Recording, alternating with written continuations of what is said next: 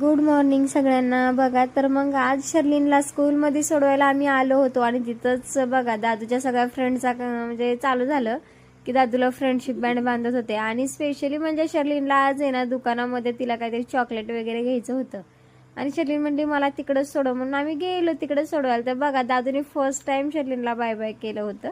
आणि घरी आल्यानंतर शेतात ह्या आपल्या शेळ्या सगळ्या बांधल्या होत्या ना, तर लक्ष्मीने मला एवढं पळवलं होतं, मी पूर्ण शेतात तिच्या मागं पळत होती आणि फायनली मला ती घावली आणि मी पकडले तिला आणि घेऊन चालली होती बांधायला. कारण कसं होतंय ना, तिकडं घास वगैरे लावलेला आहे आणि मग ते खाऊन घेतात आणि कवळा कवळा खाल्ल्यानंतर परत फुटवा वगैरे येत नाही. आणि आज आहे ना आईसाई पण त्या गवत काढत होत्या घासमधलं.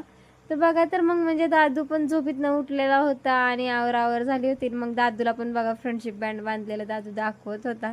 आणि नंतर मग मी पण आली शेतामध्ये. बघा तर मग शेतामध्ये सगळ्या शेळ्या अशा खात होत्या आणि दशरथ घास एवढा छान असा दाट झालाय ना, उगवलाय चांगलाच बरं का, लई छान. आणि तुम्हाला हा फोटो दाखवायचा एकच उद्देश की आज आमची आहे ॲनिव्हर्सरी लग्नाची, माझी आणि पाटलांची लग्नाची ॲनिव्हर्सरी आहे.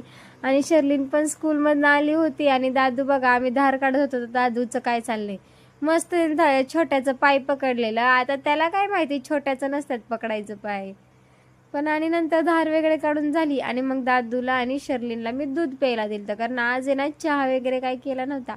मला दुधावरतीच भागवा करूयात. आणि नंतर आहे ना की संध्याकाळ झाली, शर्लिनचे पप्पा आले, नंतर आम्ही जेवण वगैरे करायला बसलो आणि मस्त बाबा जेवण वगैरे चालू होतं. चला तर मग बाय बाय, भेटूयात पुढच्या ब्लॉगमध्ये. तोपर्यंत मस्त मजेत राहा.